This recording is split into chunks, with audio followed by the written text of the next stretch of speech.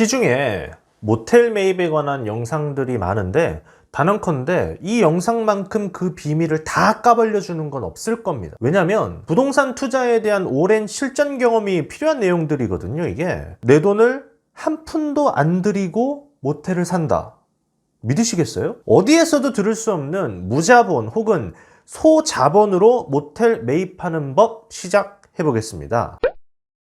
가장 먼저 모텔을 매입을 하는데 내 자본이 적게 들어가고 싶다. 중요한 게 뭐겠어요? 바로 대출이죠. 가장 중요한 건 대출이에요. 그러면 대출을 내가 얼마나 받을 수 있느냐를 중점으로 생각을 한번 해봐야 됩니다. 여기선 무자본 매입 방법 3가지와 그리고 조심해야 할 것 3가지, 마지막으로 비밀 실전 지식 1가지를 얘기해 보도록 하겠습니다. 일단 전제는요, 기준은 감정가예요. 감정가보다 매매가액이 낮아야 됩니다. 왜냐면 모든 은행들은 대출을 해줄 때 그 기준 자체가 감정가이기 때문이에요. 물론 매매가와 감정가 2가지를 다 보기는 하지만 일반적으로 감정가가 만약에 실제 매매가보다 낮다 그러면 아예 가능성이 없어진단 말이에요. 거의 대부분은. 그렇기 때문에 감정가를 기준으로 해서 이 감정가의 몇 %까지를 대출을 해주느냐가 은행이 움직이는 방식이라고 보시면 되는 거예요. 그럼 필요한 게 일단 우리가 대출을 받으려고 하면 모텔을 전문으로 대출해주는 은행을 찾아가야 됩니다. 예전 같은 경우에는 금리가 낮았을 경우에는 국민은행이라든지 아니면 기업은행이라든지 신한은행 이런 곳에서도 대출을 공격적으로 잘 해줬어요. 그런데 요새는 가계부채가 너무나도 이제 높아져서 그런지 이금융권들, 수협이라든지 신협이라든지 새마을금고라든지 이런 곳들이 공격적으로 잘해줍니다. 근데 여기서 필요한 건 능력 있는 대출 상담사들을 좀 많이 알고 계셔야 돼요. 그걸 알고 계셔야지 일단 첫 단추를 잘 꿰게 되는 거예요. 그러면 자, 이 대출 상담사들 혹은 그 은행들을 찾았다라는 전제로 설명을 하겠습니다. 그런 은행들에서는 감정가액의 80% 정도까지 보통 대출을 해줄 수가 있어요. 그러면 예를 들어 볼게요. 만약에 내가 10억짜리 모텔을 매수를 하겠다. 80% 대출을 받으면 8억이 되겠죠. 그럼 내 실제 자본이 2억이 들어가야 되는 거예요. 근데 아까 전에 뭐라 그랬죠? 무자본 혹은 소자본으로 매입하는 방법이라 그랬죠. 이럴 경우에 우리가 그 나머지 2억만큼을 더 대출을 받아야 됩니다. 그러면 그 중에 한 가지는 바로 뭐냐면 신용대출을 받으시는 거예요. 내 신용이 만약에 높다. 그러면 나머지 2억만큼을 신용으로 대출을 더 받아서 충당하는 방법이 있습니다. 혹은 건축비 개념으로 대출을 받으시는 경우가 있어요. 내가 10억짜리 건물이야. 그런데 그 10억짜리 건물을 매입하고 나면 바로 리모델링을 들어갈게. 그러면 리모델링을 들어가게 되면 원래 감정가액보다 그 리모델링 비용만큼 감정가액이 올라가게 되는 거니까 그걸 가정해서 미리 대출을 조금 더 해다오 하면 은행에서 그것을 받아들여주는 은행들이 있단 말이에요. 그러면 아까 전에 10억짜리 대출에서 80%의 8억 대출을 받고 거기에서 내가 나머지 2억 같은 경우에는 리모델링 비용으로 더 대출을 받는 경우이죠. 이때 그 리모델링을 실제로 진행을 하냐 안 하느냐가 바로 실전에서 어떻게 이루어지냐의 경험 차이가 되는 거겠죠. 여기서는 말씀 못 드립니다. 다음 2번째, 경매로 매입하는 방법입니다. 경매로 매입을 하게 되면 우리가 경락잔금 대출이라 그래서 경락잔금 대출은 일반적인 대출보다 은행에서 움직일 수 있는 그 운신의 폭이 훨씬 더 넓어져요. 훨씬 더 공격적으로 대출을 받을 수가 있게 된단 말이에요. 그러면 아까 전에 말씀드렸던 80%가 아닌 90%까지도 대출을 받는 경우가 있습니다. 경락잔금 대출은. 그러면 10억에서 90%면 9억을 대출받겠죠. 그런데 거기다가 내가 만약에 세입자를 받아서 세입자한테 보증금 1억을 받는다. 그러면 내 자본을 한 푼도 들이지 않고 모텔을 매입할 수가 있게 되는 것이죠. 못 믿으시겠다고요? 실제로 제가 해봤던 방법입니다. 제가 실제로 그렇게 매입을 해봤기 때문에 여기서 말씀을 자신 있게 드릴 수 있는 거예요. 그 다음 3번째, 바로 감평사를 통한 재감정 요청을 받는 것입니다. 이거는 뭐냐면 우리가 모텔 매매를 하다 보면 주변 시세 측정이 힘들거나 혹은 토지 가격이 제대로 반영되지 못하는 상권인 경우가 있어요. 그러면 은행에서는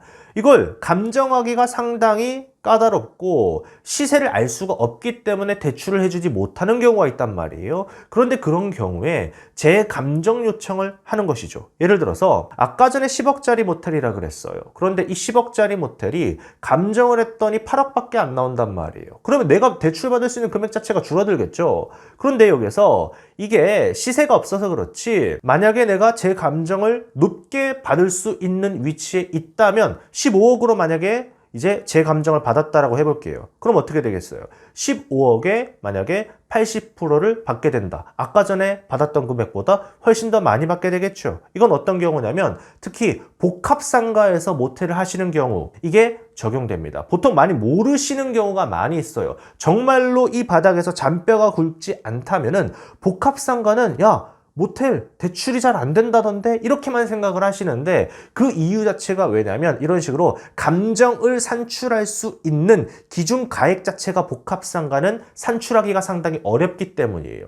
그렇기 때문에 이때는 제 감정을 통해서 감정가액을 올리는 게 한 가지 방법이 될 수가 있다는 건데, 여기까지 만약에 여러분이 집중해서 들으셨다면 정말 경험 많은 전문가분들은 방법 하나를 떠올릴 수가 있을 거예요. 영상을 끝까지 보시면서 한번 스스로 생각해 보세요. 마지막에 같이 한번 맞춰보시죠.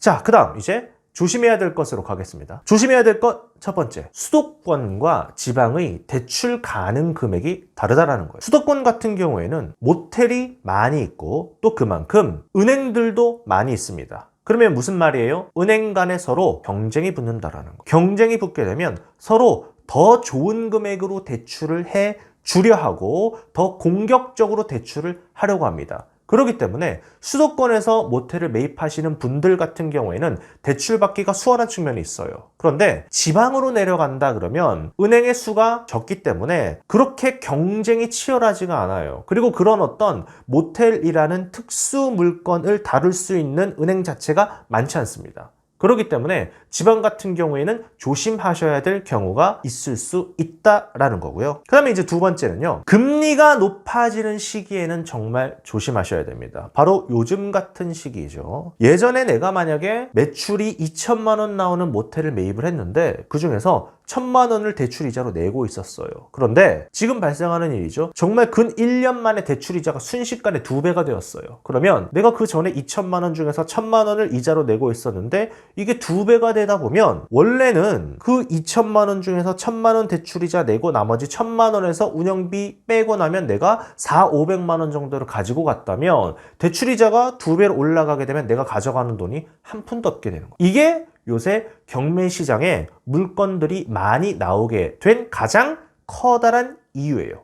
요새 정말 경매 무지하게 많이 나오죠. 그 이유 중 하나가 바로 이런 식으로 금리가 급격하게 올라갔을 때에 그것을 감당하지 못하는 물건들이 나온다라는 거예요. 그러니까 이런 시기 때에는 아주 조심스럽게 다가가야 한다라는 것 조심해 봐야 되는 거고요. 그 다음에 이제 세 번째는요, 무자본 매입에 대한 명분이 없으면 은행에서 거절당할 수 있다는 거예요. 이건 다분히 노하우가 필요한 건데 은행 입장에서 한번 생각을 한번 해보세요. 내가 이 사람한테 대출을 해주는데 이 사람이 분명 매매 가액이 10억인데 10억을 대출을 해줘라. 어떻겠어요? 자기 돈 한 푼도 안 들이고 모텔을 사겠다고? 그러면 이 사람 돈이 한 푼도 없으면 나중에 우리가 이거 대출해준 금액 그 채권 회수도 못하는 거 아니야? 경매로 나가서 오히려 우리가 손해볼 수 있는 거 아니야? 이런 생각을 하게 될 거예요, 분명. 그러면 이 부분에 대해서 계획이 있으셔야 됩니다. 어떤 식으로 은행을 설득시킬 수가 있고 은행이 수월하게 대출을 해줄 수 있도록 만들 수가 있는지에 대한 부분들을 생각을 해보셔야 돼요.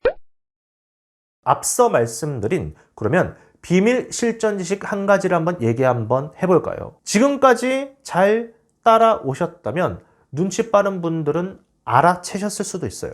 그건 바로 뭐냐면 업계약입니다. 10억짜리 모텔이었어요, 아까 전에. 그런데 그 중에 80%를 대출을 해주면 얼마가 되죠? 8억이 되는 것이죠. 그런데 이 계약을 13억짜리로 계약서를 쓰는 겁니다. 그러면 13억에 80%면 얼마겠어요? 바로 10억 4천만 원이 됩니다. 심지어 내가 실제로 매입하려는 금액보다 4천만 원이 더 남던가 혹은 내가 투입하는 금액이 전혀 없을 수도 있는 것이죠. 문제는 이건 불법입니다. 그리고 매우 위험한 방법이에요. 하지만 실전에서는 이런 식으로 매수자들이 돈이 없는 경우에 요청을 하는 경우가 있다라는 거. 그러면 여러분들 같은 경우에는 이런 방법이 있을 수도 있구나라는 것을 알아두시고, 만약에 모텔을 파시는 분들 같은 경우에는 이 부분을 생각해 두시고, 모텔을 매입하시는 분들 같은 경우에도 이런 방법이 있을 수는 있다라는 것만 알아두세요. 비추천드립니다. 왜냐하면 나중에 양도세 문제가 생길 가능성이 높습니다. 이 양도세와 관련된 것들은 제가 나중에 따로 또 영상을 만들어서 어떤 식으로 양도세를 줄일 수가 있고 하는 부분들에 대해서는 설명을 드릴 테니까 지금 이 영상에서는 말씀을 못 드려요. 그렇지만 이런 어떤 이제 업계약에 관련된 부분에 대해서 생각을 해보시라는 거.